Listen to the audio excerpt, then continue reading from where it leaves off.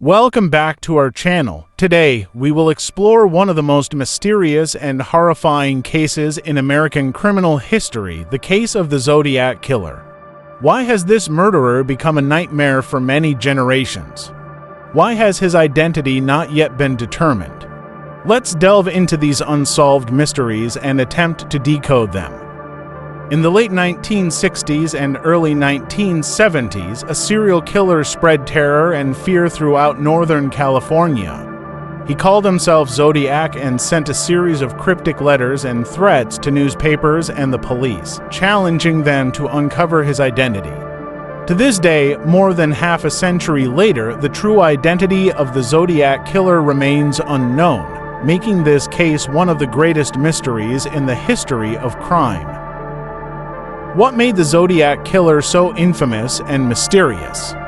What clues are hidden in the letters and ciphers he sent? And could it be that we have come close to uncovering his true identity without realizing it? Stay tuned until the end of the video as we decode the intriguing details of this captivating case. The Zodiac Killer, the most mysterious serial killer in American history, committed a series of horrifying murders in the late 1960s and early 1970s. Let's review the main murders and analyze his attack methods and behavioral patterns. The Lake Herman Road Murders, 1968. On the night of December 20th, 1968, two teenagers, Betty Lou Jensen and David Faraday, were on their first date. They drove to a secluded road in the outskirts of Vallejo, California. That night, the quiet darkness of Lake Herman Road was shattered by the sound of chilling gunshots. Both victims were shot dead at the scene. This murder marked the first appearance of the Zodiac Killer, initiating a series of horrifying crimes to follow. The Blue Rock Springs Murders, 1969. Just 6 months later, on July 4, 1969, Darlene Ferrin and Michael Nego were sitting in a car at the parking lot of Blue Rock Springs Park, not far from the scene of the previous murder. A stranger approached them, shining a flashlight into their car before opening fire. Michael Nego survived with multiple injuries, but Darlene Ferrin did not make it. Michael's testimony provided crucial clues about the attacker, yet it wasn't sufficient to identify the Zodiac Killer. The Lake Berryessa Murders, 1969. On September 27, 1969, at Lake Berryessa, a picturesque location turned into a scene of heinous crime. Brian Hartnell and Cecilia Shepard were relaxing by the lake when a man wearing a mask and attire resembling a hooded executioner approached them. He tied them up before stabbing them repeatedly. Brian miraculously survived, but Cecilia succumbed to her severe injuries. This method of attack showcased the brutality and meticulous planning of the Zodiac Killer. The San Francisco Murders, 1969. On October 11, 1969, taxi driver Paul Stine was fatally shot in Presidio Heights, San Francisco. This marked the first murder within the city, signaling a shift in the Zodiac Killer's modus operandi. After killing Paul Stine, the murderer took a piece of the victim's blooded shirt and sent it along with a letter to a newspaper challenging the police and media. This act not only heightened fear, but also demonstrated his arrogance. The Zodiac Killer is infamous for his ruthlessness and diverse attack strategies. He often targeted young couples in secluded locations, creating an optimal setting to commit his crimes without being detected. The Zodiac's murders featured a mix of gun and knife attacks, reflecting meticulous planning and a desire to leave a distinctive mark. He not only killed, but also played a cat-and-mouse game with the police through cryptic and challenging letters, portraying himself as a cunning and arrogant murderer. These murders not only shocked the community, but also left a dark mark in the history of criminology, etched deeply into the minds of those who have followed the case for generations. The Zodiac Killer was not only a cold-blooded murderer, but also a master of psychological warfare. He sent numerous letters and ciphers to major newspapers, taunting the police and unsettling the public. Let's explore these letters and uncover the mysteries that remain unsolved. Zodiac Killer sent a total of 18 letters to newspapers and investigative agencies from 1969 to 1974. These letters not only contained confessions to the murders, but also included mysterious ciphers written in symbols and letters. He demanded that the newspapers publish these messages on their front pages, threatening to continue killing if his demands were not met. Among the letters Zodiac sent, some of the ciphers have been decoded, offering deeper insights into the killer's psychology and motives. The August 1, 1969 letter. 3 major newspapers in the San Francisco area received 3 parts of a 408-character cipher. Within just a week, school teacher couple Donald and Betty Harden successfully decoded the message. The decrypted message revealed Zodiac's passion for killing and his belief that murdering people would grant him slaves in the afterlife. The November 8, 1969 letter. A 340-character cipher was sent to the San Francisco Chronicle, but it wasn't until 2020 that a decoding team consisting of David Orenchick, Jarl Van Eyck, and Sam Blake successfully deciphered it. This message further underscored the insanity of the Zodiac Killer, with his declaration of fearlessness towards capture and allusions to having slaves in the afterlife. Despite some successes in decoding, many of Zodiac's letters and messages remain an unresolved mystery.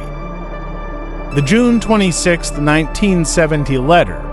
This letter contains a concise 13-character cipher that remains undecoded, perplexing investigators and cryptography enthusiasts alike. The contents of this letter could potentially hold crucial information about the identity or motives of the Zodiac Killer. However, to this day, it all remains shrouded in mystery. The January 29, 1974 letter. Known as Zodiac's final letter, this correspondence alludes to the Zodiac having killed a total of 37 people, but without providing further details. The short cipher within this letter remains undeciphered, leaving many unanswered questions about his true identity.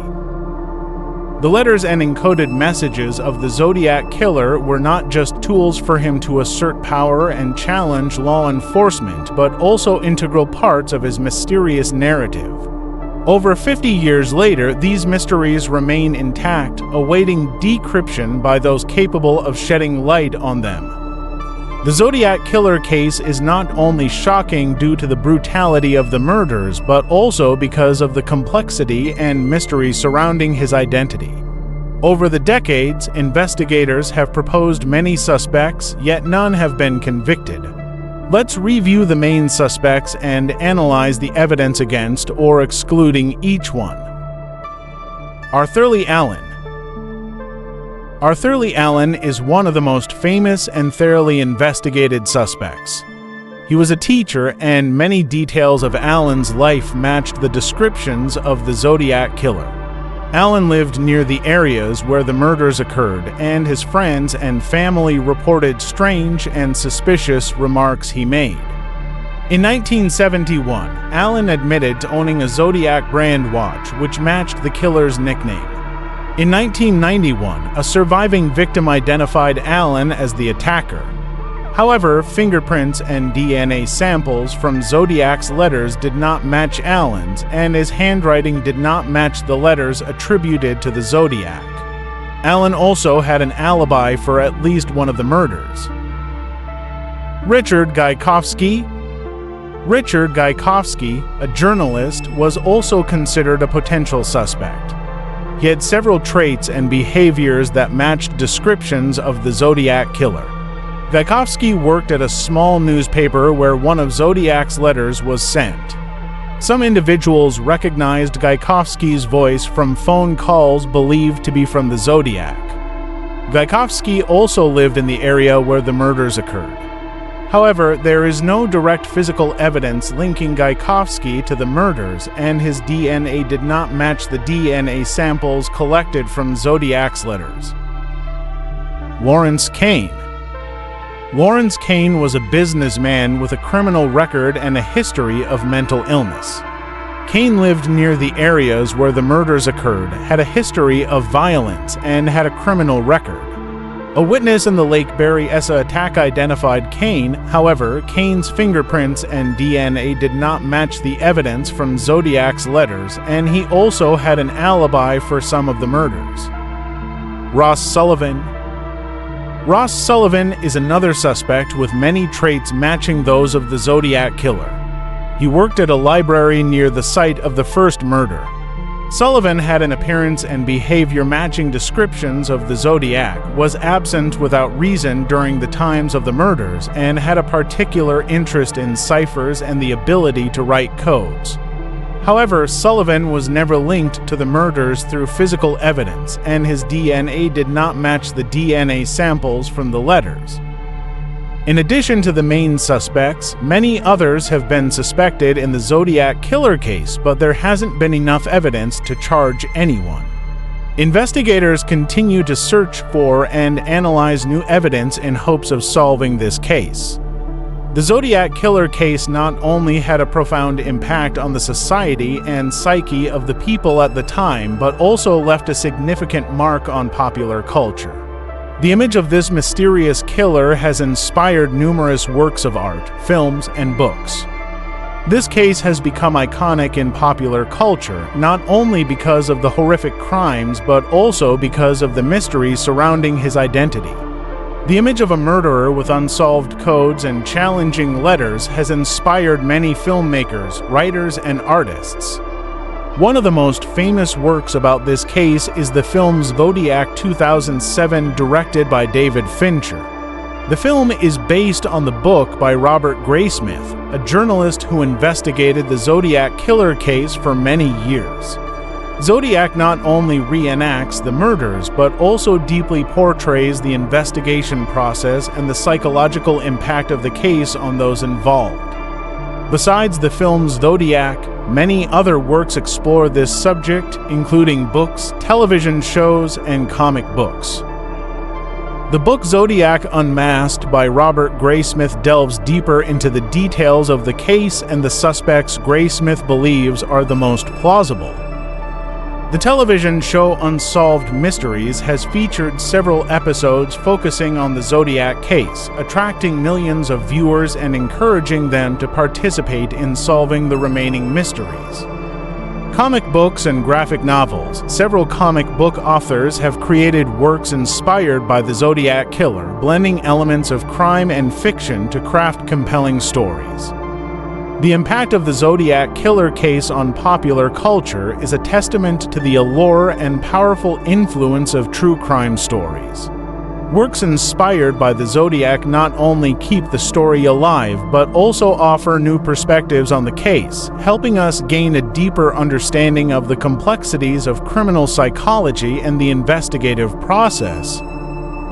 The Zodiac Killer case is not just a murder case, but also a mystery of cruelty and unpredictability. Despite extensive research and efforts, the identity of the killer remains unclear.